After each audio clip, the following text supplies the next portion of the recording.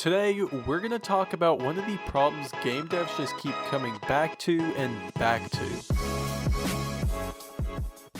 You might ask yourself, what even is that type of issue? And that is, how do we keep our game impactful and interesting to play for everyone other than ourselves? In the last devlog, we made our game look pretty, but just like putting on makeup doesn't fix a bland personality, we have to make our game fun to play. And you guys might just want to stick around till the end of the devlog. We have a huge announcement we want to share with you guys, so stay tuned. Before we get right into the video, let us thank Boxophobic for sponsoring this episode. Go check out the addition to the vegetation engine that implements support with the imposter asset. We're going to be using that later in the devlog to boost the FPS in the forest, so go check it out in the description down below. So back to our question, what gives a game its purpose? Of course, there are the mechanics, the enemies, and the unique elements, but what is all of that if there isn't an objective to the game? Like, what is Witcher 3 without its quests? Honestly, probably still one of the best games out there, but you get the point, alright? We need to give Windshire some spice. So this is where I shot over a message to Dennis to speak with him about getting a questing system implemented into Windshire.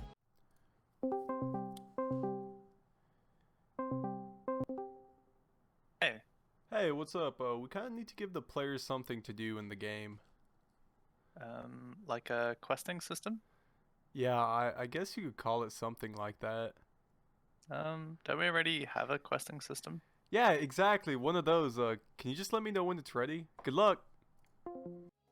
I can already hear you guys typing away at your keyboards in the comments saying, don't you guys already have an entire questing system done? And yeah, we do. We really actually do. But Carl decided to get something called a real job or something like that. And he said something along the lines of, I can't pay for rent with Monopoly money. So I don't really know where he's coming from, but we love you, Carl, and we really miss you. So come back. But in reality, as we continue developing the game, we realize that having a questing system like Skyrim or Witcher is probably a bit over ambitious for us, and it wouldn't really fit the overarching idea I had for Windshire, which is player freedom. So after some time, Dennis got back to me and showcased what he's gotten done, and it was perfect for Windshire. I'm talking about, it was like grade A stuff. Basically, instead of having quest lines, we are going to be having quest zones, which whenever the player enters, a quest would pop out outlining exactly what the player needs to get done to finish that quest. This might sound extremely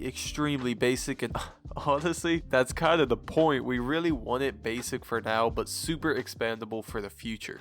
So now that our game has some makeup on and a purpose, we need to fill in the rest of it. One mechanic I've been just dying to add on to is the interactable system, because currently it's just like 2 traps and yeah. So anyways, let's get right into it. Our new concept artist was in charge of creating a new trap idea that would make stuff go boom, and well, he did not disappoint. After a few sketches, our other new member, Rossman, would model them up and bring them to the 3D world.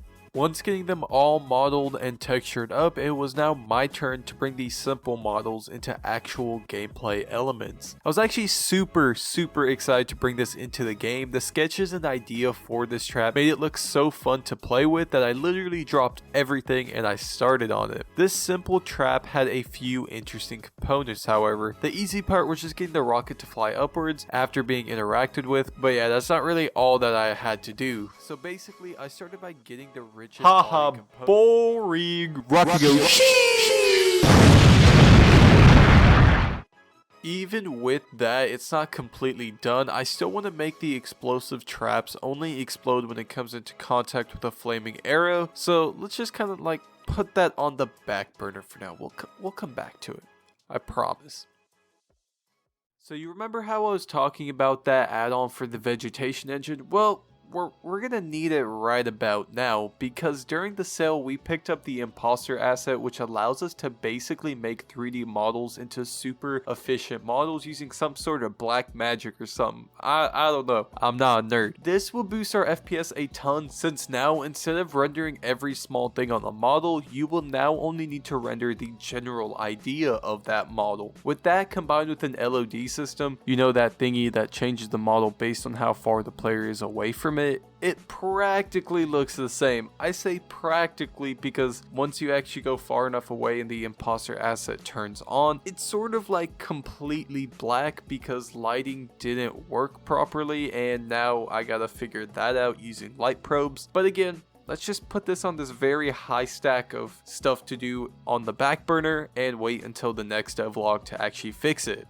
After converting all of the base models into imposter assets, the only ones left were the vegetation assets. This is where the add-on will come in super handy because this bridges the gap between the vegetation engine and the amplify imposter asset. You get the best of both worlds, the super performance of the imposter assets and the incredible lifelike feeling of the vegetation engine working together, so whenever the imposter actually turns on, you'll still get that wind-like effect in the trees and the vegetation because they're working together, and it just adds so much. So after implementing both of these assets, we're gonna get another lighting add-on working, which is Aura 2. This is basically a volumetric lighting solution for Unity, and I know, HDRP has something like this, but we're using the built-in render pipeline, so we gotta use what we gotta use. A big reason I actually wanted to get this asset in is for the actual sun rays it produces, but I can't seem to get them perfect, so if you guys have any tips, let me know in the comments below. But the one thing that I was able to get to look so much better was the actual big cave in the research camp. It now has light shine down from the big hole at the top,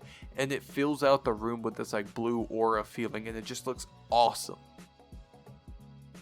With the awesome new lighting, performance, and extremely fun new mechanics, our project is finally shaping up to an acceptable playtest. I am super excited to announce that Phase 2 will be releasing on June 5th, 2021. We have been working on this phase for over a year, and Phase 1 has recently surpassed over 1,000 downloads, so I wanted to thank you guys. You guys are awesome. Before we go, I wanted to thank our insane supporters, Maple and Token. Thank you guys for being super supporters. It means a lot, and you guys have been there for the last few months, so just thank you. In addition, thank you to Inconspicuous, Artem, Tessie, Dennis, Monsieur, Michael, and Tajna. You guys are fantastic, and I can't believe we have so many people interested in backing our project.